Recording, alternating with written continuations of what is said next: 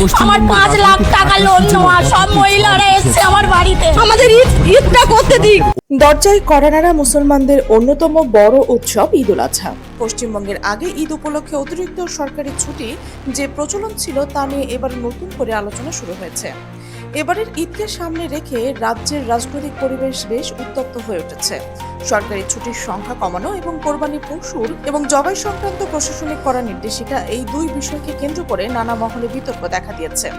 নতুন সরকার ক্ষমতায় আসার পর থেকেই সংখ্যালঘু ইস্যু নিয়ে যে রাজনৈতিক আলোচনা চলছিল, ঈদের আগে তা আরও তীব্র আকার ধারণ করেছে।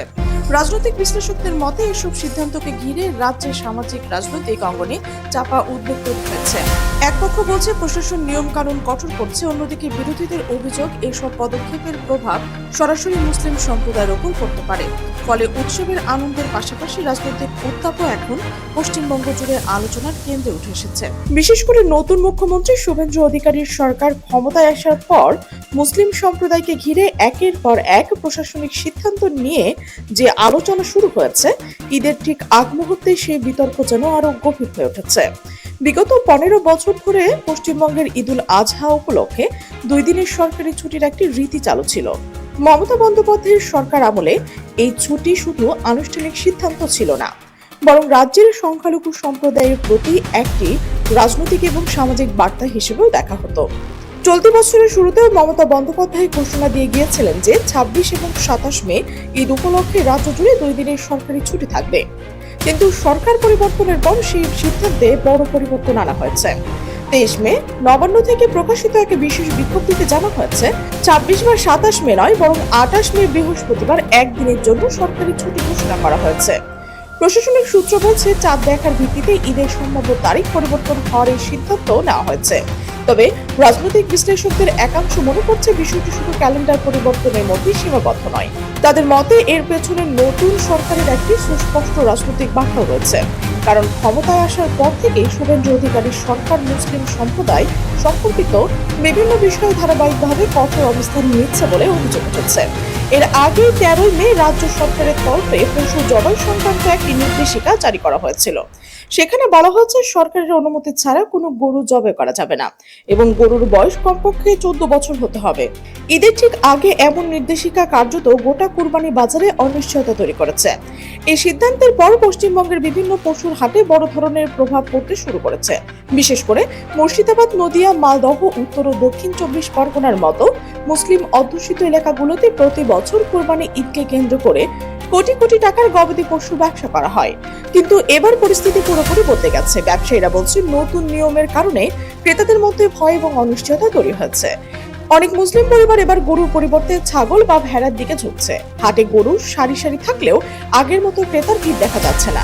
ব্যবসায়ীরা অভিযোগ করছে আইনি জটিলতা, পুলিশি হয়রানির আশঙ্কা থেকেই গরু কেনা থেকে পিছিয়ে যাচ্ছে। ফলে যারা সারা বছর ধরে কোরবানির বাজারে আশায় গরু লালন পালন করছেন, তারা এখন চরম আর্থিক অনিশ্চয়তার মধ্যে পড়ছেন। রাজ্যের বিভিন্ন প্রান্ত থেকে ক্ষুব্ধ খামারিদের বক্তব্যও সামনে আসছে। অনেকে জানিয়েছেন ব্যাংক থেকে ঋণ নিয়ে বা ধার করে গরু পালন করছে। কোরবানির সময় বিক্রির মধ্যে সেই ঋণ শোধ করার পরিকল্পনা ছিল, কিন্তু বর্তমান পরিস্থিতিতে গরু বিক্রি না হলে তাদের সামনে বড় ধরনের আর্থিক বিপর্যয় নেমে আসতে পারে। কেউ কেউ ইতিমধ্যেই ক্ষতিপূরণ বা বিকল্প সহায়তার দাবি জানিয়েছেন। রাজনৈতিক মহলে এই পরিস্থিতিকে কেন্দ্র করে শুরু হচ্ছে নতুন বিতর্ক। সমালোচকদের প্রশ্ন, একদিকে ভারতের আন্তর্জাতিক বাজারে বিপুল পরিমাণ গরুর মাংস রপ্তানি করে বৈদেশিক মুদ্রা আয় করছে, অন্যদিকে অভ্যন্তরীণ বাজারের ক্ষুদ্র খামারি ব্যবসায়ীদের উপর এত বিধিনিষেধ কেন? তাদের মতে এই দ্বিমুখী নীতির সবচেয়ে বড় ভুক্তভোগী হয়ে উঠছেন প্রান্তিক কৃষক ও ছোট ব্যবসায়ীরা। বিশ্লেষকদের মতে বর্তমান পরিস্থিতি শুধু ধর্মীয় ইস্যু নয়, বরং অর্থনৈতিক এবং রাজনৈতিক বাস্তবতার সঙ্গেও গভীরভাবে জড়িত।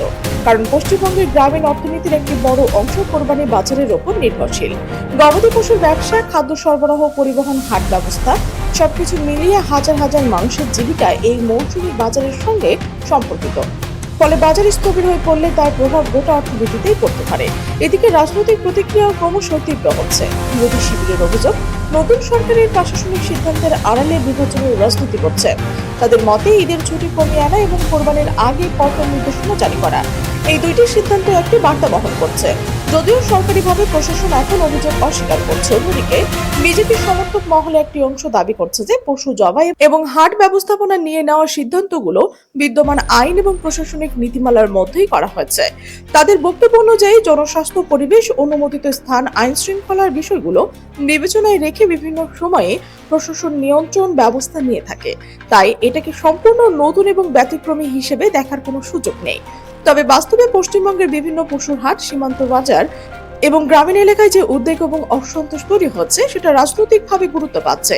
কারণ কোরবানির মৌসুমে শুধু ধর্মীয় উৎসব নয়, বরং বহু খামারি, ক্ষুদ্র ব্যবসায়ী, পরিবহন শ্রমিক এবং হাট সংশ্লিষ্ট মানুষের জন্য একটি বড় অর্থনৈতিক সময়। ফলে বাজারে অনিশ্চয়তা তৈরি হলে তার সরাসরি প্রভাব পড়বে গ্রামীণ অর্থনীতি এবং জীবিকার ওপর।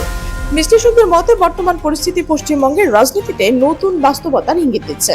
এখানে ধর্মীয় আবেগ, প্রশাসনিক সিদ্ধান্ত, অর্থনৈতিক স্বার্থ এবং রাজনৈতিক মেরুকরণ সবকিছু একই সঙ্গে জড়িয়ে গেছে।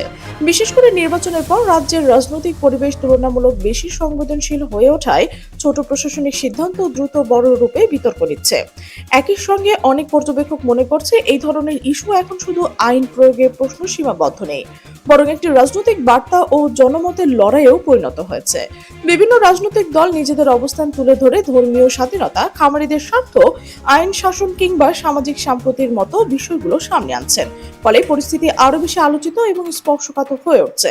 তবে বিশেষজ্ঞরা সতর্ক করছেন যে সামাজিক যোগাযোগ মাধ্যমে ছড়িয়ে পড়া অনেক তথ্য, ভিডিও বা দাবি বাস্তব পরিস্থিতিতে অতিরঞ্জিতভাবে উপস্থাপন করা হচ্ছে।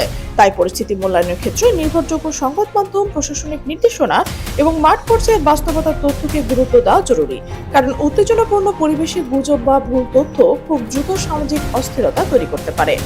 এখন সবচেয়ে বড় প্রশ্ন হলো ঈদের আগে দিনগুলো পরিস্থিতি কোন দিকে মোড় নেবে? বাজার স্বাভাবিক হবে নাকি খামারি ও ব্যবসায়ীদের ক্ষোভ আরো বাড়বে? আর রাজনৈতিকভাবে এই বিতর্কের প্রভাব কতদূর বিস্তৃত হবে সেটিও গভীরভাবে পর্যবেক্ষণ করছে রাজনৈতিক মহল। কারণ পশ্চিমবঙ্গের মতো বহুদলীয় এবং রাজনৈতিকভাবে সংবেদনশীল রাজ্যে এই ধরনের ইস্যু ভবিষ্যতে বৃহৎ রাজনৈতিক সমীকরণেও প্রভাব ফেলতে পারে।